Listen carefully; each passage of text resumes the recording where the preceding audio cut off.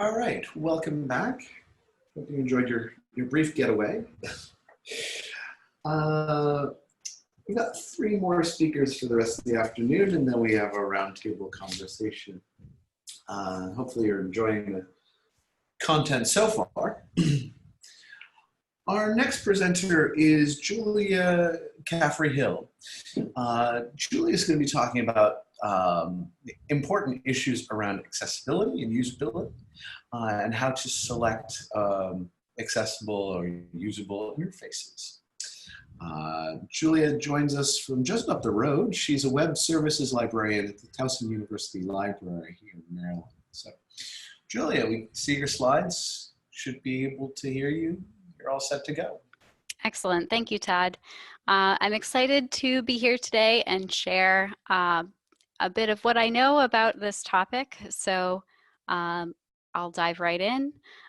So I'm going to skip this slide since I've already been introduced here. But I really want to start on the premise that our users deserve usable and accessible products. That's really the philosophy that undergirds all of this work and some of the practical tips and considerations I'm going to share today. So let's talk a little bit more about that. So in order to provide that type of experience for our users, information and web professionals select new things, and we also support what we already have. And when it comes to selecting new things, information professionals might be choosing a new e-resource platform. We might be choosing a new content management system for our website, or a new piece of software to help us make our collections more visible.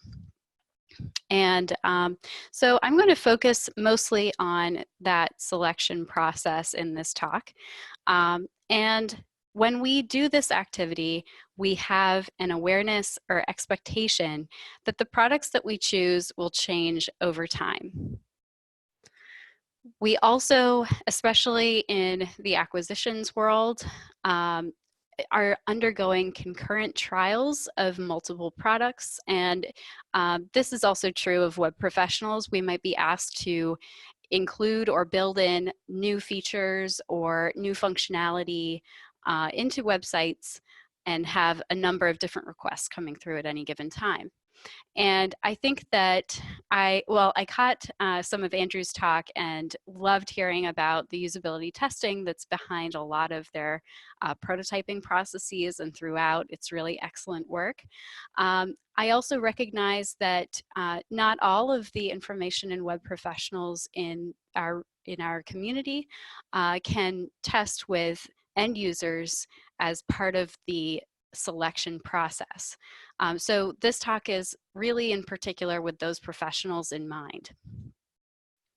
So if you are unable to do usability testing for a new thing that you're going to put into your organization's web presence, there are some review techniques that you can use for usability and accessibility, and some automated tools available for reviewing for accessibility. And both of these characteristics contribute to an inclusive experience and contribute to access to information, which is a core value of the library profession, according to ALA. We also know it's generally acknowledged that considering accessibility at the point of selection or design is less expensive than remediating for it or responding to litigation later. So some of my objectives for this talk, this brief presentation, are to boil down a 3-hour workshop that I gave 2 weeks ago to the Charleston conference into about a half hour with some key definitions and context, a few practical activities for reviewing interfaces for accessibility, and pointing you in the direction of some guidelines or rules of thumb, and then some self-education resources for accessibility in particular. I've been asked to focus on accessibility, so I'm really not going to do a lot of justice to usability, but I'm also very passionate about that as well. So some context and definitions to start us off. So usability and accessibility are two facets in the broader umbrella term of user experience. This is as defined by Peter Morville in his UX honeycomb. So usability and accessibility are two distinct but related concepts. And usability is the extent to which an interface can be used easily by a user to achieve a set of objectives or get some satisfaction out of that. And accessibility, it relates to how they can access or use the site regardless of their ability. And let's talk about that a little bit more, because in the information community, we talk about making information accessible. Oh, it's accessible online. And that's not the definition I'm referring to today, which is the term web accessibility is a little different. It refers to how information is available for users regardless of ability, as I just mentioned. And there are a lot of types of disability, so I just want to unpack that a little bit. So accessibility benefits users users of screen readers, blind users, people with low vision or differences in their vision, including color perception and color blindness, people who have hearing loss or differences, deaf users, folks with motor disabilities. And then there's also a broad category of people with cognitive or language differences and dyslexia. And this is from the World Wide Web Consortium. But although accessibility is beneficial and essential for some, it really improves the experience of using an interface for everyone when accessibility features are built into mainstream technology. And we now have the technical ability to build interfaces that are accessible to everybody. So we want to avoid building our own biases into the interfaces that we make available to users. So I hope to share some awareness about some things to look for today. I also want to share that accessibility, as opposed to accommodation, means that people would receive the same information made available at the same time, in particular not a delay, and at the same price. So providing a PDF a week later, after you have a chance to run it through optical character recognition and tag it appropriately, has a discriminatory impact for someone who relies on a screen reader. And charging more for a database for metadata that describe images, which is a practice that I have heard of in the last year, it also has a discriminatory impact for end users. Some components of accessibility, because I do find it useful to break it down when it comes to interfaces and reviewing them. One piece of the puzzle is the platform here on the left, you get it out of the box. So does it come with accessible features already and all of the infrastructure you need for an accessible site? There's also the matter of content. And sometimes we receive platform with the content already, or sometimes we upload content into that interface. So those are two pieces of the puzzle. And then in the middle, you have the settings and custom configuration that is done by perhaps the institution to customize that platform. And if any one piece of this puzzle fails, that's when the end result for the user will be an inaccessible experience. And they don't necessarily distinguish between these three pieces, but I find it helpful. So for licensed products, I have a couple of recommendations to improve accessibility from a procurement side. The first is to always ask the sales representative for a licensed product for a VPAT. And a VPAT is a voluntary product accessibility template. It's a consistent form that someone would fill out to describe how their product is or is not accessible for a variety of different measures. It is possible to really just fill it out with a bunch of does not apply or not applicable. And so there is a need to kind of review this a little bit. But this is something that libraries are starting to ask for and are looking for and keep alongside of their licenses. Some are even making them available to end users through their A to Z lists of databases. Another thing that libraries are starting to do, and I really want to recognize the work of the Big Ten Academic Alliance here, is to request language in the license for the product that covers accessibility. And there is standardized license language out there already in use by the Big Ten Academic Alliance that you can request to have included in your license. This same group also makes available third-party expert reviews of e-resources within libraries, and I recommend visiting their website. It's really great. So this language ensures that, or encourages providers to follow international guidelines on web accessibility, namely WCAG 2.1, the current version, to comply with US regulations related to accessibility, namely Section 508, to provide timely remediation of issues, and also it allows clients, in this case libraries, to alter copyrighted materials for users with disabilities if they need to without worrying about is it not fair use. So you may or may not need to do a manual or some kind of review for accessibility.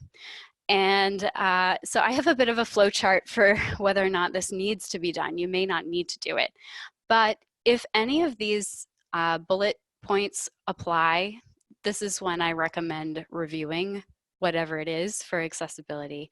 So if your organization is creating, changing, customizing the interface, or you're uploading content, I recommend just checking. Is it being done in an accessible way? It's very easy to inadvertently not do accessibly. If the interface is licensed, but it doesn't come with a VPAT, or if there is one, but it's unreliable or incomplete, a lot of does not apply, things like that, you'll want to review. And if the interface is open source and you search the product name and there are no reports, no reviews, no open issues related to or guaranteeing accessibility, that's when you'd probably want to review for accessibility. So how do you do that? I'm gonna just hit the top of the iceberg on this, but here's some foundational tips or techniques for doing it, and I'm going to demonstrate a few of them as well to the degree that time permits here. So the first technique is to use the website or interface without your keyboard. Blind users or people who rely on screen readers and people with motor disabilities use this keyboard to navigate the web. This is also known as the hashtag no mouse challenge, and you can challenge your colleagues to do this as well. It's an empathy building activity. So there are 3 power combos involved with using your keyboard, and you can try this out while I'm talking if you want, if you have a separate device in front of you. The first is tab after the web page loads, and this advances the focus on the page. And you should be able to access all the links in the website using this. To go backwards, hold down Shift and press Tab again, and you'll go in the opposite direction. And then to click on something, as you normally would, you can just hit the Enter button, and that's what selects something. So I'm going to exit the slides and navigate over to a website to show you how this works. So I am now going to press tab to advance through the content of the page. The first thing that comes up is a normally invisible skip to main content link. And then it just goes from left to right, top to bottom on the page.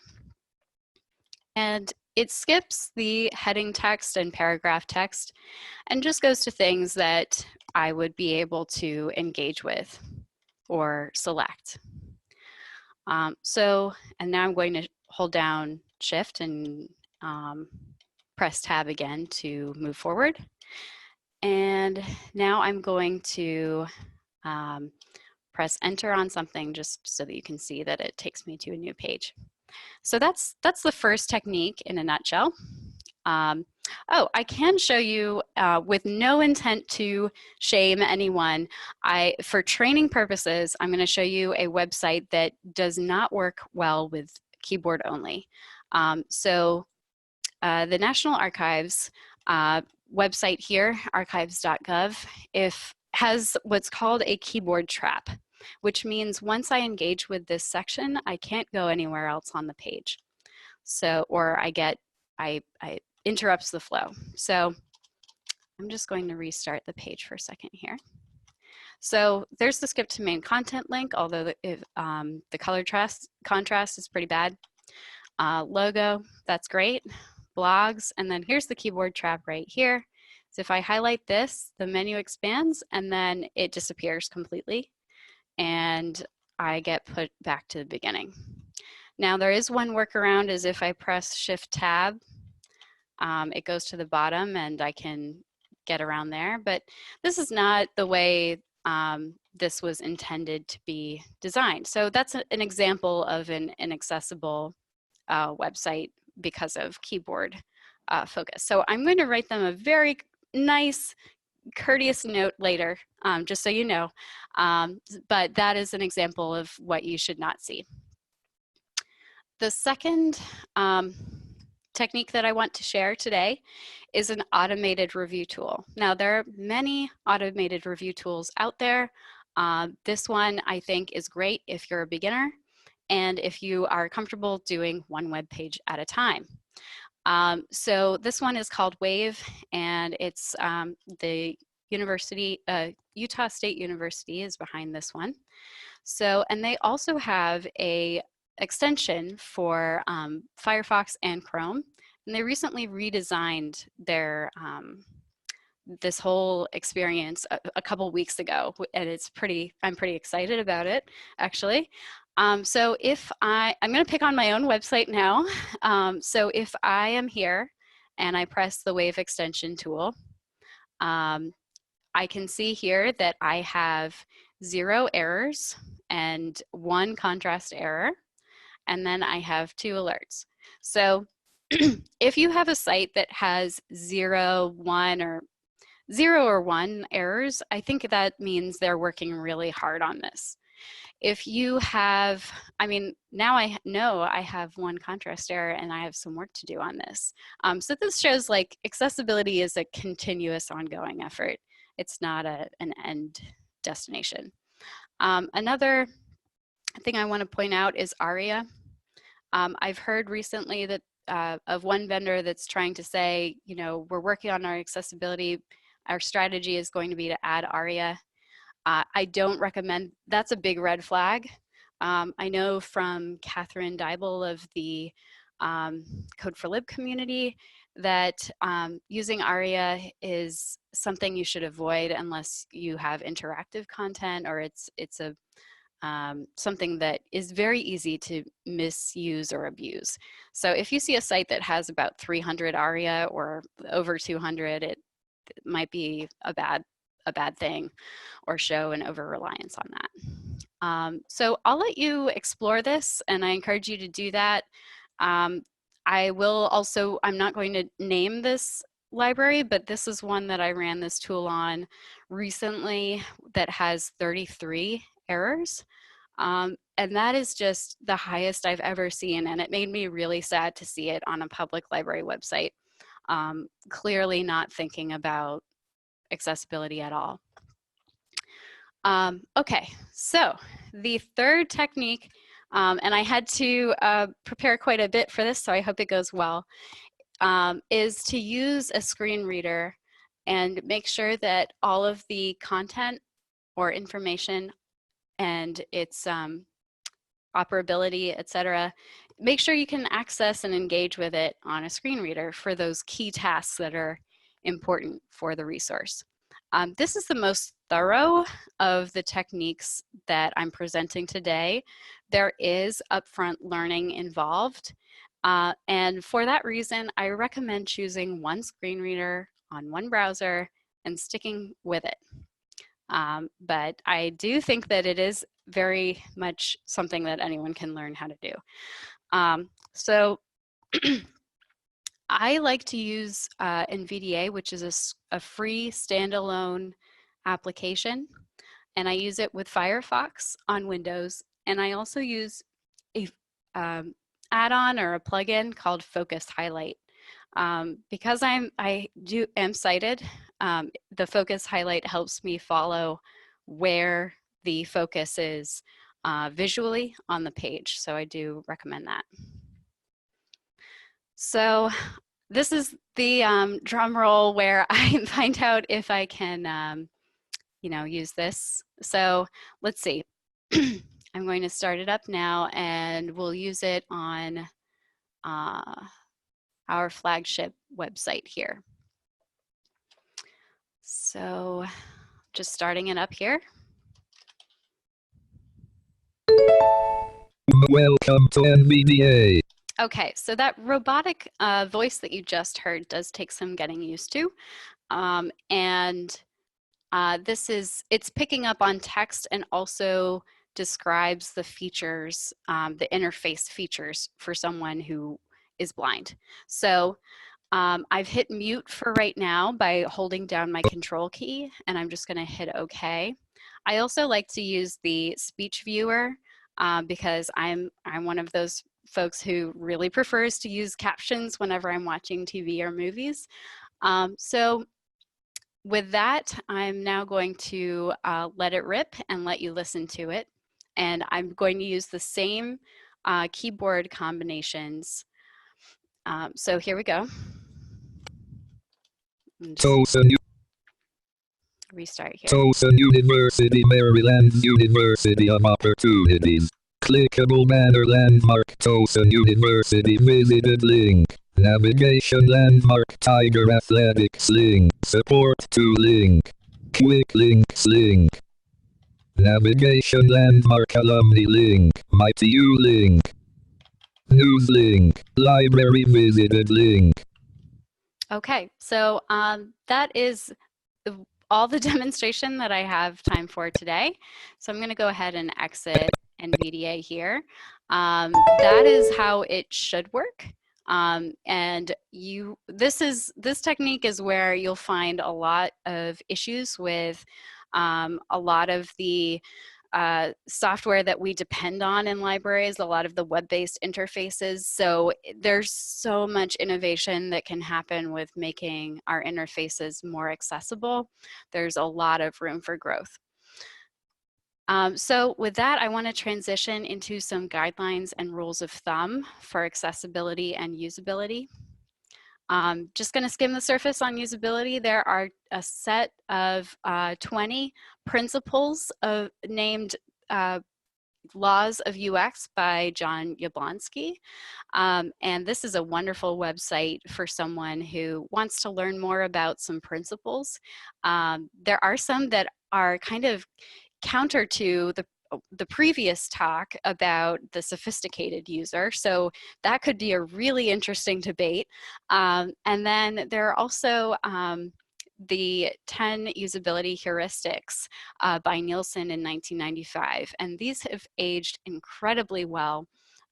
So if you get to know these a little bit, they can be used to kind of undergird some observations that you might have about a website, or help you review the design of a website in a way that engages with research and is based on best practices in the field of user experience. Okay, on to accessibility. The authoritative source of techniques and guidelines for web usability that's used internationally is WCAG, and that's under version control, so it's currently 2.1. The closer you are to this resource, the higher the fidelity of the material. So it's really exhaustive and technical, but if you start learning about these things, you can get there. So with that disclaimer, here are some 5 dead giveaways that something is inaccessible. The first that I want to share is if an interface has quick flashes of light or motion without a way to control it. For example, video backgrounds are really popular right now. Automatic carousels without controls. These are design features that for some users can trigger seizures or can cause them to feel nauseous. And the second is links that require ninja-like precision. These are equally inaccessible and just plain unusable for people with tremors or motor disabilities and folks who are tired. You know, we all get tired. We want, you know, links that don't demand our you know, finest of motor skills. This is a screenshot from another public library social media feed advertising 4-H teen yoga and resume workshops in case you can't perceive the text on that image. If you see text that is hard to read because of the colors that are used, that is another dead giveaway. Another one is if you cannot highlight text with your mouse, that means it's being presented as an image. If you see this on a web page, that means they should provide alternative or equivalent information in what's called the alt text field. And if it's a long amount of text, I think it's unlikely that it's doing that behind the scenes. So that's another dead giveaway. And the last one is using color alone to convey meaning on a website.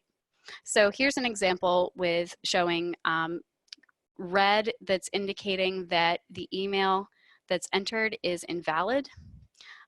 So this is what it would look like for someone who is colorblind. And this is the design feature that can help remediate that, is an icon paired with a text message.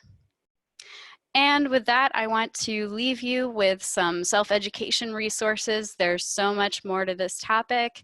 For accessibility in particular, the first thing I want you to know is that you are not alone in figuring this out. A lot of people are just starting now, and it's better to start and be imperfect than to do nothing.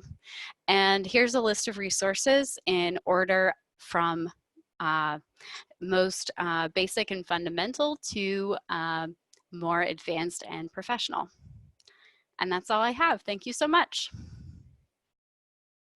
All right, great. Thanks, Julia. This is such an important topic, and thank you so much for covering it. I want to remind people that they can use it. You can use the Q&A functionality, type in any questions you might have. I think it's incredibly important that people be aware of, and importantly, not just aware of, but pushing the vendor community on these issues, recognizing that feedback and calling vendors out, you know, privately, not necessarily publicly, although if you feel the desire publicly, at least privately, about your experience in testing some of this, because feedback is really important, and communicating to the vendors that that you're looking at these sort of things, and if it's working or not working for people and your users, communicating that back is really, really important. I couldn't agree more. I've had some really wonderfully productive exchanges with a variety of different vendors on this topic, pointing out some specific and actionable items, and I've seen vendors respond. I encourage my colleagues to know that there is a human behind these decisions and behind this interface. I think some of my colleagues believe they can't influence things. And but I do believe that it takes us collaborating and working together. And I know that vendors are also starting to engage with publishers on this topic and starting to have some hard, difficult conversations about content and the point of content creation too. And that just makes me very happy that we're all moving in this direction. Follow-up question to that came in. Do you have any tips for how to share those these issues and present them to your vendor community? Are you going through like the sales reps that you might have, or are you contacting someone in the central office, so to speak? That is a great question. I think, so when I gave the 3-hour workshop, there were I had a numbered list of different communication tips. And I think that engaging with that vendors, like often you're seeing vendors state how, like have an accessibility statement on their website or doing regular updates for accessibility. So I think tapping into their legacy and their commitment on it, or their commitment to inclusion and engaging with that is a great way to do it. And I think that on the topic of sales rep versus someone at the company who's engaged with accessibility more deeply, I think you can start with your sales rep and say, here, I have some observations on this topic. Who should I reach out to on this? And then they can help direct you. I found that to be successful. Or in other cases where there isn't a sales rep or it's just a support team, I have, sent them a list of observations. So there are a variety of different ways you can approach it. And all are valid. I think just sitting on the information isn't going to help. So as long as you're sharing it back and ideally doing it in a collaborative way, that's the ideal.